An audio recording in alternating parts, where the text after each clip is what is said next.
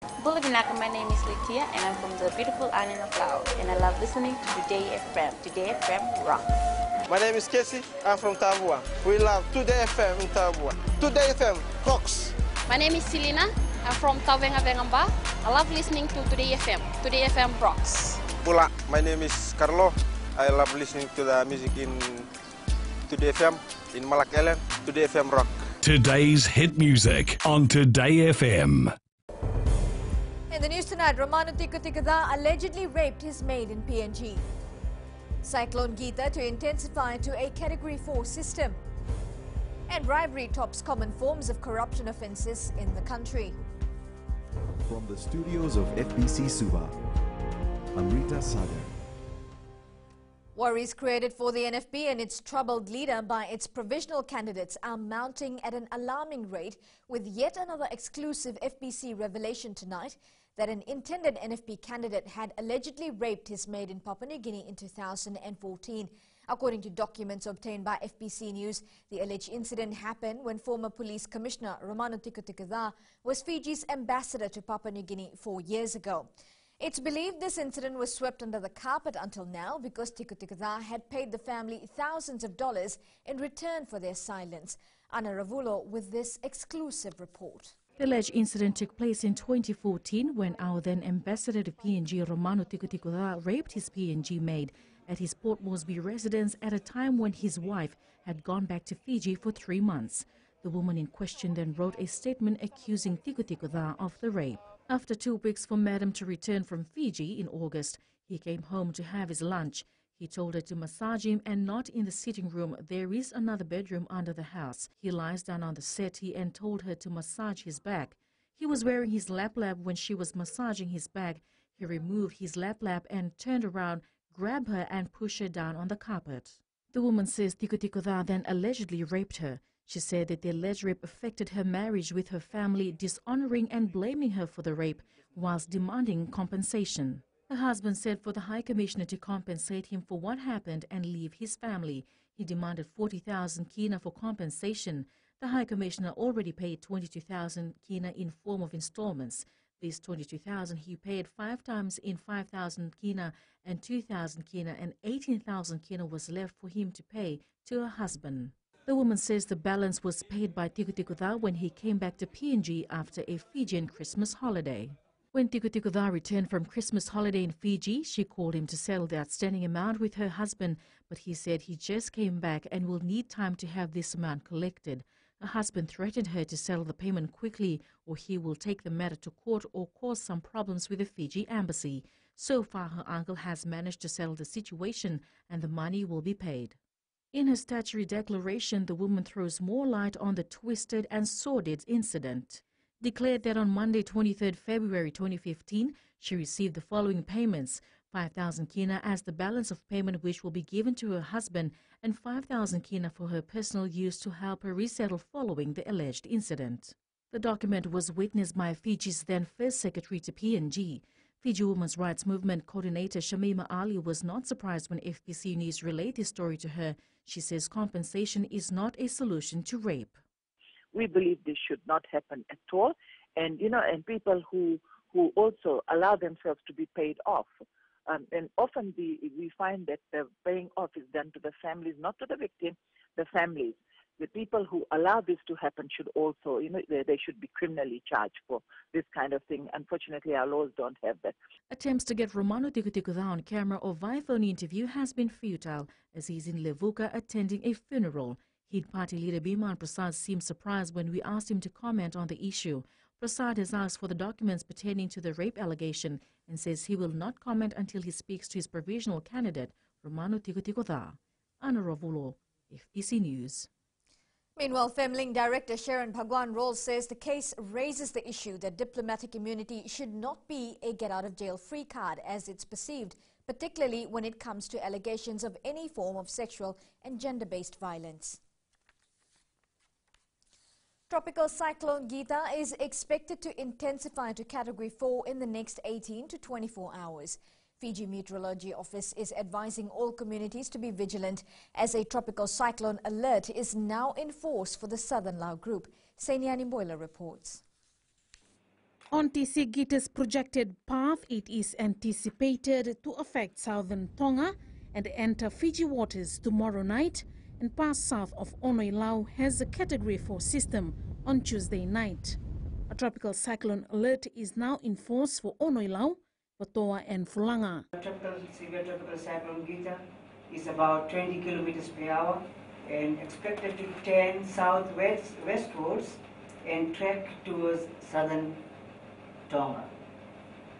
And further on, continue traveling in the same direction and move towards southern Laut Group. Moderate southeast winds are expected to increase to damaging gale force winds with average speed up 65 kilometers per hour for Onoilau, Patoa and Fulanga. And Kumar adds the damaging gale winds has a possibility of expanding to the whole of Fiji. It is quite far right now, as it might come closer to Fiji. There is a likelihood that the track might change as we see today, and as it approaches Fiji, track may change. It can either be going a little bit of north or even further to the south. So as we will go along, we will keep on updating the track maps as new information comes on hand. The public are advised to monitor the situation as flooding of low-lying coastal areas are expected. Sainiani Mboila, FBC News. Bribery is one of the most common forms of corruption offences in the country. Fiji Independent Commission Against Corruption Public Relations Officer Nandini Vandana confirms that over the past few years, bribery offences have topped the list, followed by abuse of office offences.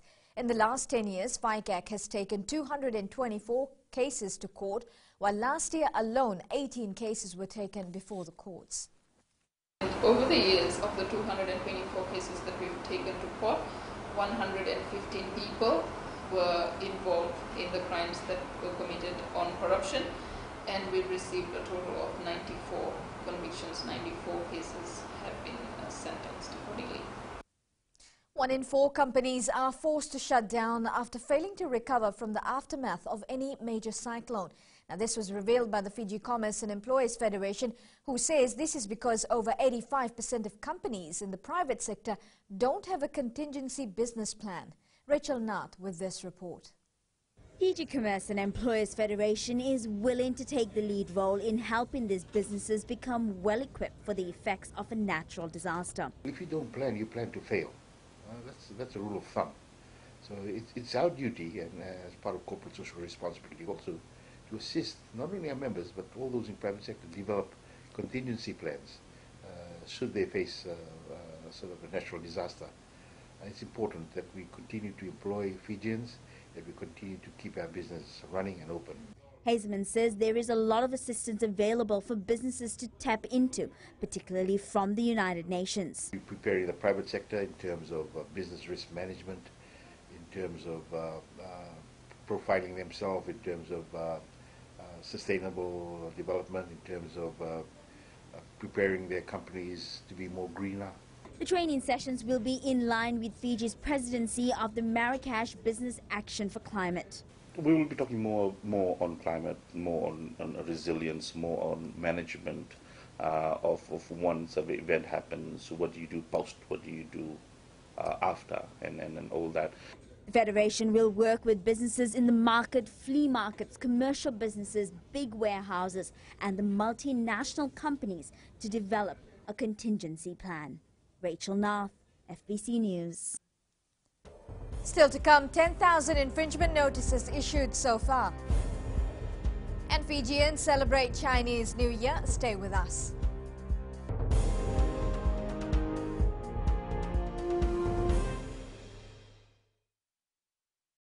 Bula, kera mai singatoka, kera ndo talita kana varorong na Radio Fiji 1 and Domoi Viti. Ayaw na rin siya.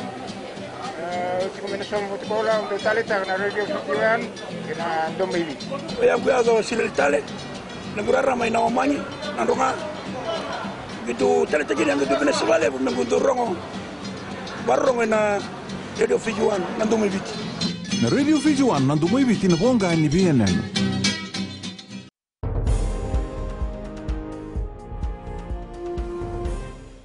More than 10,000 infringement notices have been issued to drivers by police from January to the 9th of this month. Director Traffic SSP Mahesh Mishra says half of these infringements are for speeding. Mishra says with the adverse weather conditions prevailing, drivers must stay within the speed limit and follow the rules. A total of 5 people have already lost their lives on our roads so far this year, 2 less when compared to the same period last year. As far as traffic infringement is concerned, from 1st of January to 9th of February, we have recorded 10,492 traffic infringement and 5,198 is a speeding cases. And having said that, our Operation Tatarovi just commenced on 1st of Feb, and we have increased the police presence, police visibilities and enforcement. Fiji will continue to strengthen ties with the People's Republic of China. While officiating the Chinese New Year celebration in Suva this morning, President Major General retired Tiote Conrote says this was clearly shown after the establishment of a Confucius Institute at the University of the South Pacific this year.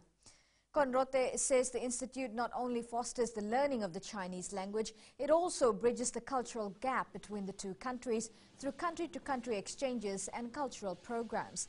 This year being marked the Year of the Earth Dog, Conrote says they are being reminded that the last time sign of the Chinese zodiac was introduced to Fiji was in 2006, where everything was different.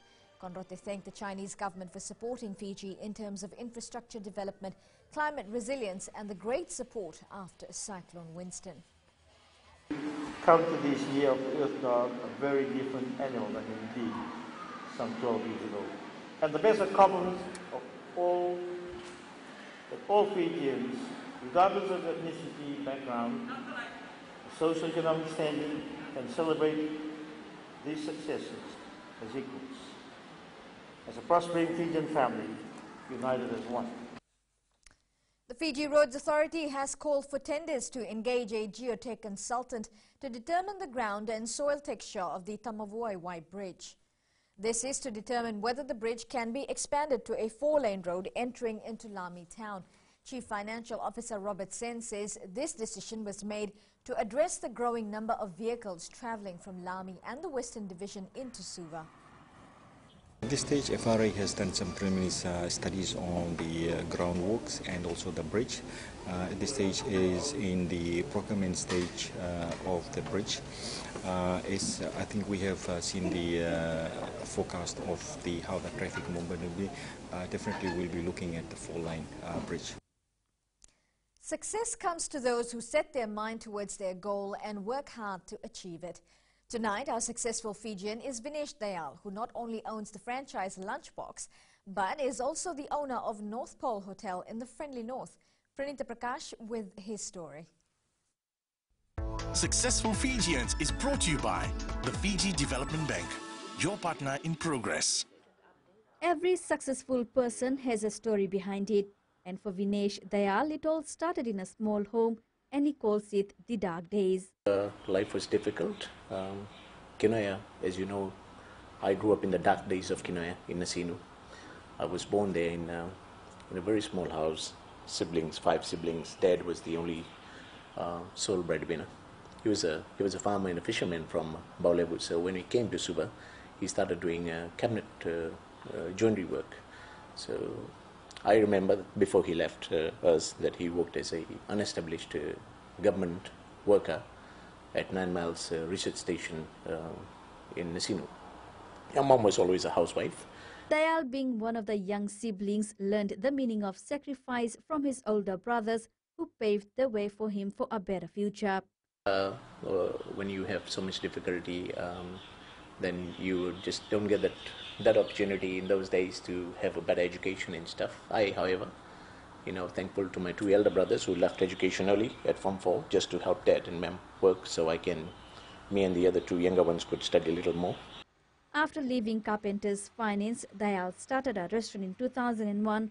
However, this burnt down 7 days into its operation. Hard work gone down the drain, but one thing kept him going, and that was hope. But over the last so many years, I've really worked hard and actually gained anything and everything that I lost. And that was one of the challenges why I did not leave Lambasa. And I said, look, I'm going to stay back and get everything that I lost. I came here to work. I was to go back, but I will not go back now. And lunchbox. So when it came to the perception of the people outside Vanwalevu about Lambasa was very bad.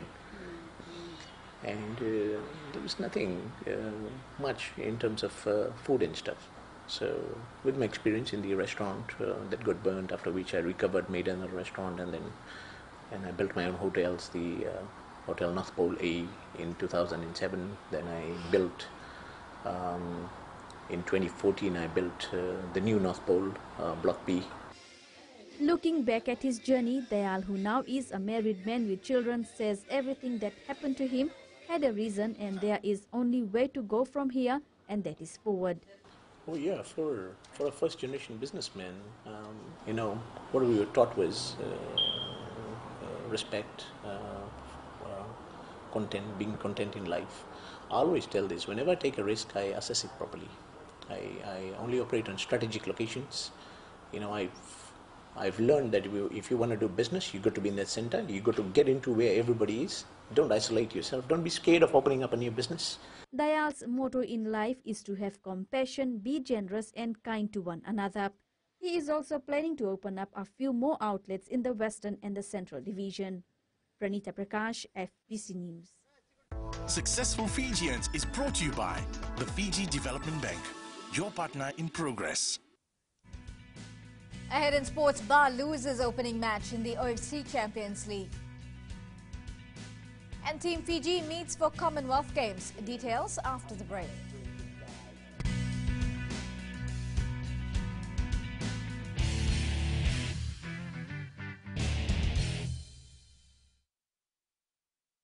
Moala ranalika au tikongona taunu singatoka ando talisaka na vakaronga na Bull FM number 2 na serre. Ya dora subuni kurna bili. Borani batukara hambara binanga. Do talitakina na varonga na Bull FM number 2 na serre. Bula. Bull FM number 2 na serre.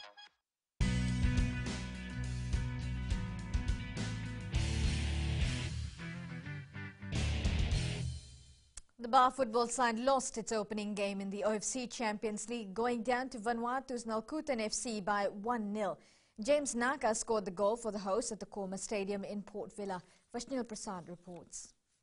Nalkutan FC created history last night when they won their first OFC Champions League match. The game against Ba started on a high note and both teams were scoreless at halftime. Ba midfielder Malakai Tiwa was shown a red card after making a foul in the penalty box. Hit a hand. Nalkutan think it did, and the referee agreed. They're furious, and it's a yellow card and now a red for Malakai Tiwa. Ba are down to 10. Just inside 10 seconds, this whole game has been... Nalkutan FC's James Naka was at his best and got the winning goal from the spot kick. Or will it be power and placement?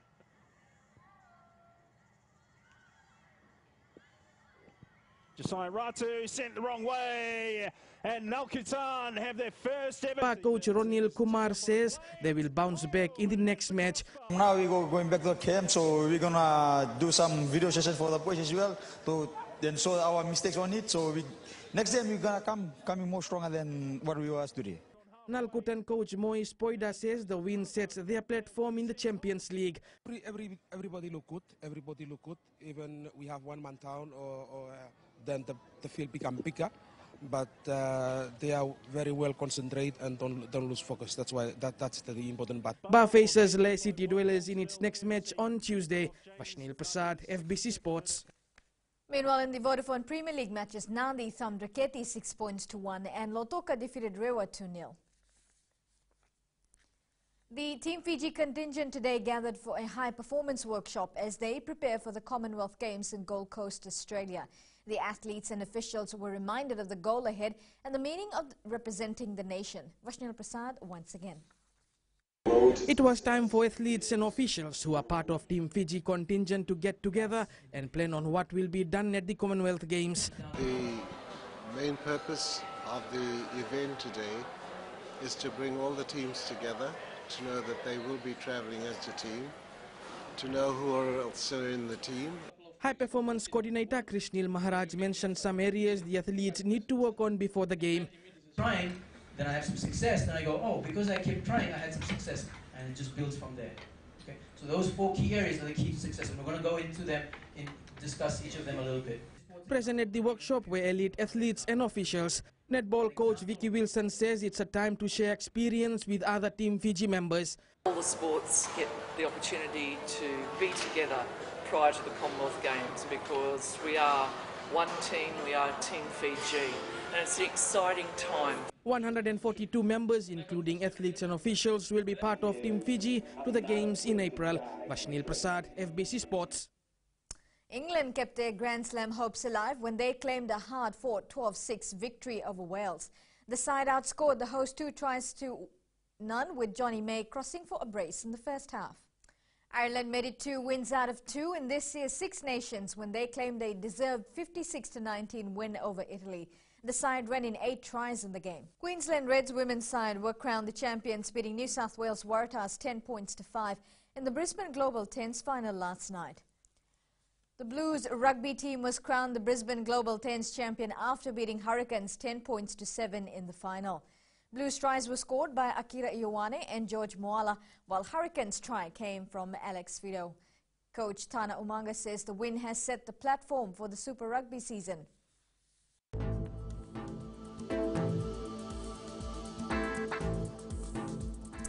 Cloud and few showers was experienced, especially in the afternoon and evening, with few thunderstorms over most parts of the country today.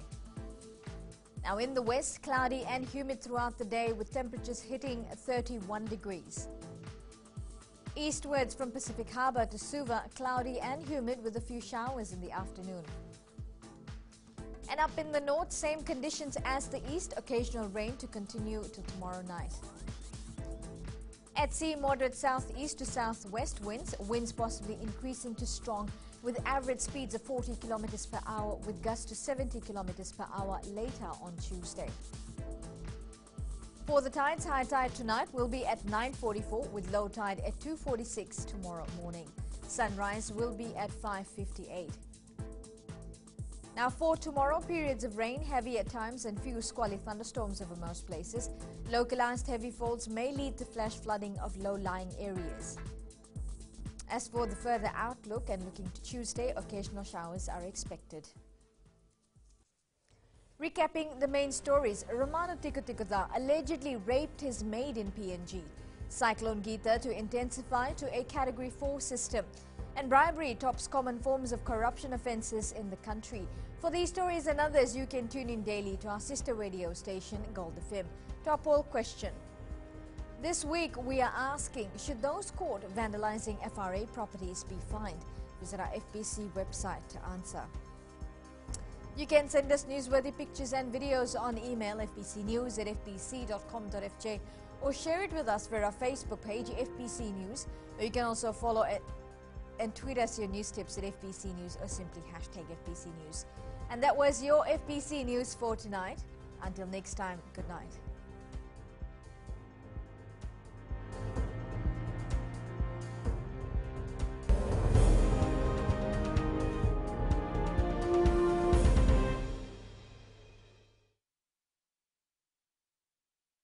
मैं Premila वायरुकू recce recce से सुबह मेरी आँख खुलती है तो मैं मिर्ची FM सुनती हूँ।